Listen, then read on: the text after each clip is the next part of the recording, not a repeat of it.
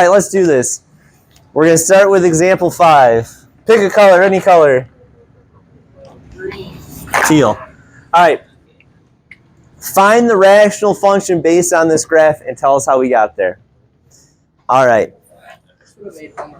First things first, right away, what are some things I notice? I have asymptotes. What kind of asymptotes? I have two verticals. I have a VA at x equals -2 and x equals 2, right? Okay, no holes I also heard. No holes. So no holes mean that nothing's going to cancel from the top and bottom, right? So let's start. Do you guys want to build as we go or just write all our information and go back to it? All right, we can build as we go. So we're going to build this beast over here. So if I have -2 and 2, what's my bottom look like? Yeah. Oops. How do we do that? There are 2 zeros, right? Agree? So far, so good. Do I have anything else I notice? Hold on. What's my y-intercept? I heard that. 0. Wait, what's my x-intercept? So the point 0, 0 is an x-intercept and 0, 0 is a y-intercept. That's interesting. That means when I plug in 0, what's this function have to equal? 0. So that means, am I going to have a +2 on the top up here or anything? No, I can't. I can't have anything on there, right? That's erases terribly. Listen, my hand's an eraser. That's the whole reason I have them. All right, so we have that so far, right? What else do we know? What? Ooh, what's my degree of the bottom? What's my horizontal asymptote? 0. If I have y equals 0 as a horizontal asymptote, what's true about my top compared to my bottom? Less. So if this is 2, what's the top have to be? 1. Ooh, we're almost there actually. Does this hold true for everything? If I plug in 0, what do I get? 0. What are my 2 vertical asymptotes? What's my horizontal asymptote of this? 0. Okay. There's one more thing I have to do. How are you supposed to know that? On the bottom is x on that. Well, you need to know So that it's what kind of... No. What I was going to say is, how are you supposed to look at this graph and get it? They're assuming you know the points. Hold on. This video is going to be garbage. Are you just supposed to guess? Yes. Guess what? I mean, on the homework, it has the points out for you. Yeah. Did they tell you points on the homework? Yeah, they have distinct black dots. They do. All right. So I'm gonna tell you a point that's on it. Sound good? So we have the point 1 2/3. Does that help us out a lot? Yes, it does. Yes, it does, because I don't know. What don't I know yet? No, I don't know if there's some value in front of that x, right? I can't tell now, if I had a horizontal asymptote like y equals 3, I could kind of figure out coefficients, right? Because I know they'd be the same power and they'd have to divide to be 3. But this one, if it's 0, I don't know leading coefficient. So how can I use this information to find A? Plug in 1 for my x, right? What color should I use? I'm going to plug... No, that's the same. So I'm going to do A times 1. This isn't as fun. Over something minus 2, something plus 2. And what am I plugging in for x? 1. What's that have to be equal to? 2/3, right? And then I'm going to solve for a, right? So this becomes a over, what's negative 1 times 3? A over negative 3 equals 2/3. Ooh, can I actually get, like, we can solve this without solving it, but if you don't see it, I'll show you. Because what's the difference between these two things? They're so what would a have to be for these to be equal? A negative 2, right? And that is what it is. We did it. So we have to plug in a point at the end. I don't know why I'm jumping so oddly. But if you didn't see it, you could cross multiply and get negative 6 equals 3a. So negative 2 equals a. Da, da, da, da, da, da. That's it. We did it. That's as difficult as these get, actually. Oh, it's easy. Like x squared minus 4? What?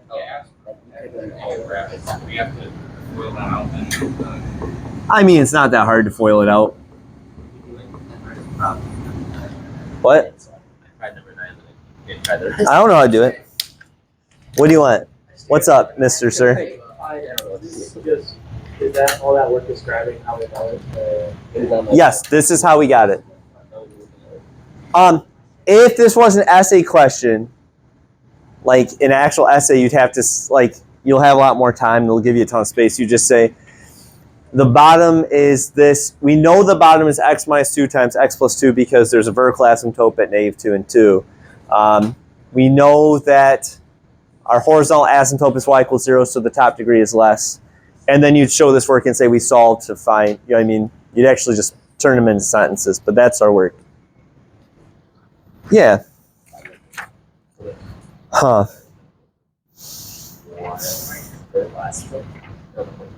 Yeah, we got time. Yeah. We are skipping example 6 because,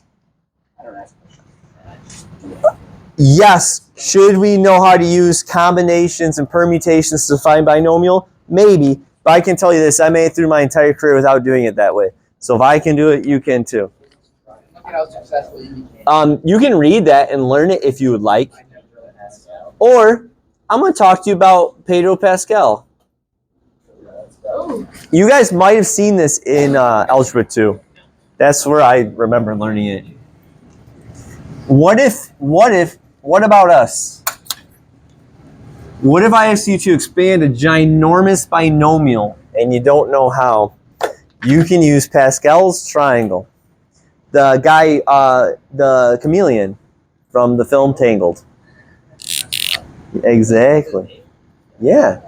So, look at these examples. If I have x plus y to the 0 power, that's 1, because anything to the 0 power is 1. If I have x plus y to the first, that's x plus y.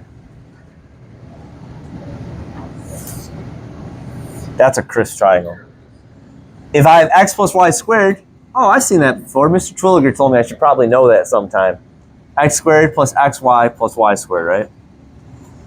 Now, if I have x plus y to the third, what happens to my powers of x as I go along? They get less, right? That's x to 0. What happens to my powers of y?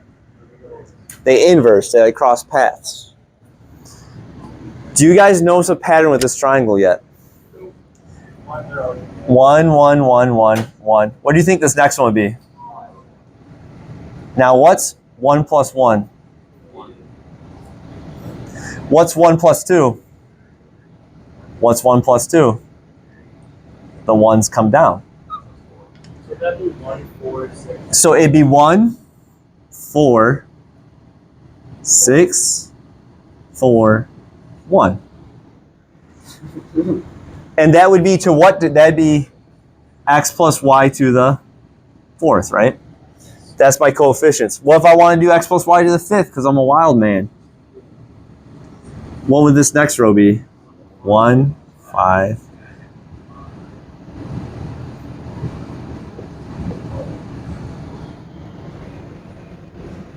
Now, what would I do with my powers of x? This would be x to the 4th.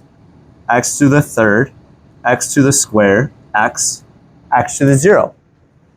And my y's would go in reverse. This would be y to the fourth, y to the third, y to the square, y to the first, y to the 0. So we can expand anything now, right? It could be to the 6th. So now technically you could do 3 choose 0 and find that and do like whatever. I hate that. I'm not sure if that's prevalent on the test. I'm going to make sure, because honestly I don't want you to learn something completely new just to do one type of problem. But this I always found it. This is how I did them all through college and stuff if we did expansion. So let's look at this beast. To the third power. Which one of these give me to the third power? Sorry if I took up so much room. This one right here was to the third, right? Okay. This is my x. What's my y? -2, right? So, what's my expansion? 1, 3, 3, 1, right? Yes, this doesn't take a lot of work. What do I put here? X to the third, x to the squared, x, and x to the 0, which is 1. Now in reverse order, what am I plugging in for my y? Yep, so I'm going to plug in -2 to the fourth, -2 to the third, -2 to the squared. Wait, did I start at 4? Yeah. You goofy gusset. And then -2 to the 0, which is 1. And these are all plus, right? For right now. Now, can I simplify that beast? Of course you can, because this just becomes x to the third. What's -2 times 3? -6x squared. What's -2 squared? 4. 4 times 3 is 12. And what's -2 to the third? -8. There we go. We did it. We expanded it. See, it's not bad, right? One of the longest things is they don't give you this triangle, right? So when you go to make it, you just do, start 1, 1. You have to make it every time. But does this really take that long? It's actually very cathartic. You know what I mean? If you're really bored, cathartic.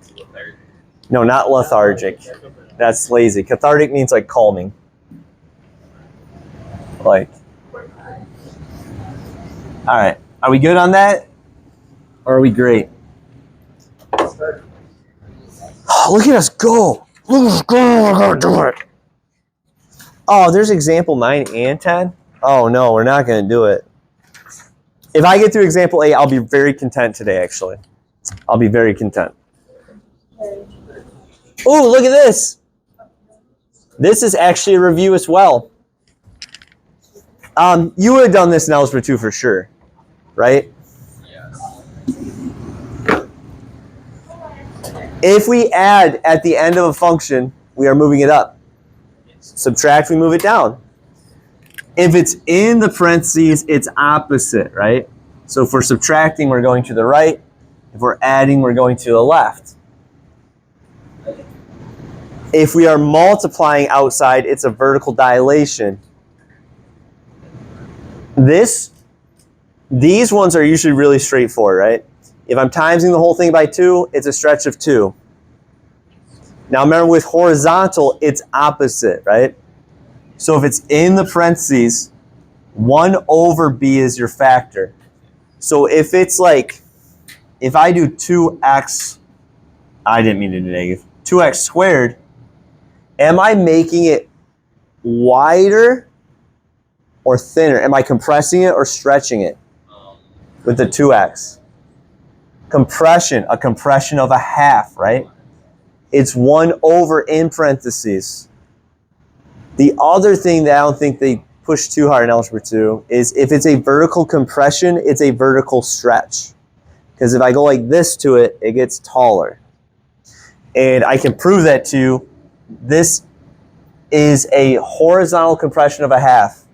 If I expand it out, I get 4x squared, right? This is a vertical stretch of 4. So I'm stretching it that way, so I'm compressing it this way. Yes. We're not doing a lot with that currently. We're gonna. Do you know how I said I intro something and then we'll do it again later? We'll do that again later. But what I want us to realize is how to do this. I also have a video made on this one too. All right, let's look at this. I'm going to sketch some over here and it's going to help us out. Do you guys know what the sketch one or what the graph 1 over x looks like? It looks like that, right? Does that look familiar? Really, what have we been doing this whole time? What have we been doing this whole time with all our stuff? Most of our graphs have looked like this, right? We've just been transforming this. We've just been taking this graph and moving it. That's what we've been doing the whole time. All right. I had to teach you that long way though because it doesn't work all the time. So if my parent function is 1 over x, is that plus 2 in parentheses or on the outside? It's in parentheses. A fraction bar is parentheses. So that plus 2 is going to do what? Left 2, right? So if this is my original one, where's my asymptotes at this? At 0 and 0, right? So where's my new asymptote going to be? Left 2 and 0. Look how quick that was. What's up? So how did that? Yeah. Now, could I doing this one the long way? Would it have been that long? No. What's my vertical asymptote? Negative 2. What's my horizontal asymptote? Pretty quick, right? Like, I'm just showing you another way to look at these. Ooh, because remember when we did that card activity, we didn't know what to do with that, right? Because it was new. But now we do. If my parent function is 1 over x, let's break it down. What's this plus 1 going to do? Left 1. What's this plus 3 going to do? Up 3. And what's the 2 going to do?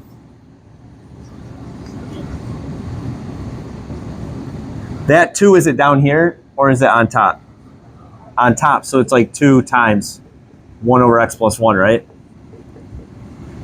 So what's that 2 going to be? Vertical stretch of how many? Now when I go to sketch this, oh really? You don't have to do that. Don't, oh, that's going to be bad. If we're just sketching and we go to draw a stretch, we just try to make it a little bit thinner. Oh, I'll show. So where's my asymptotes going to be? And up 3, right?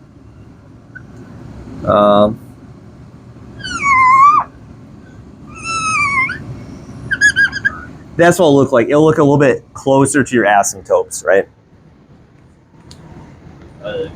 That's as stretchy as it gets. All right. Ooh, they didn't call it stretch. I'm going to use this terminology too. Just make sure they're a dilation, right? That's what we call it. Do you guys remember geometry? We called it dilations for transformations. Dilations to biology term, or biology. In biology, we look at graphs of this all the time. Actually, we do. Logarithmic growth. Take AP Bio if you'd like to learn more. Do you remember logistic curves? Yeah. Kinda.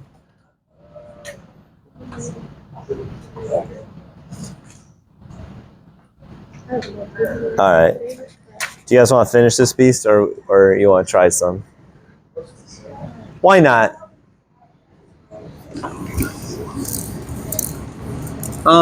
There's a new thing that pops up though. All right, guys, I'm going to go relatively quick. We ready? Right 3. You agree? Yes. Up 2. You agree? What's this negative 1 do? What's a negative do? It's a vertical dilation Flips it how? on its head. Does it matter which way it flips it? Is the negative 1 in the parentheses? Is outside the parentheses. If a negative's on the outside, it flips over the y-axis. Or it flips it up and down, right? So that's going to flip it. Now, what's nice about these is, do you guys know with rationals, it doesn't matter if you flip over the x or the y, it doesn't change it because they both change places either way for these ones. So if this is my original function, I need to put my asymptote at 3 and 2, correct?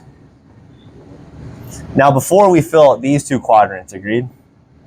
But now we're going to flip it, so we have to do the other 2 quadrants. Flip it, pop it, rip it, up it. Yes. Sorry, that was really quick. Oh, look at us go. Look at us. We definitely didn't get to 9 and 10, but we're okay. All right.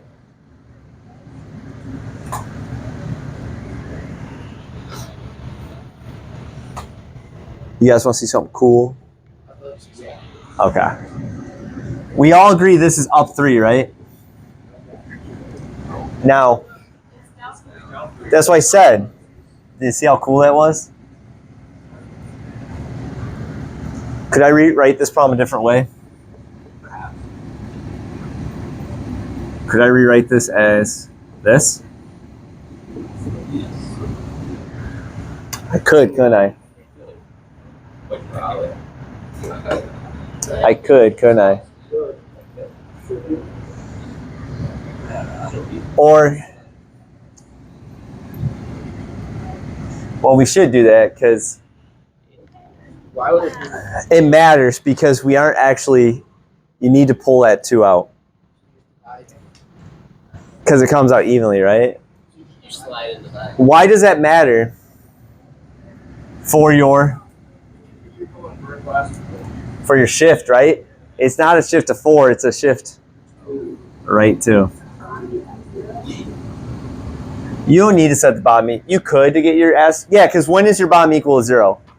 At 2. Is equal to 0 at 4? Nope. But this is describing the transformation. Now I pulled the 1/2 out in front. So what did I turn it into? A vertical dilation of?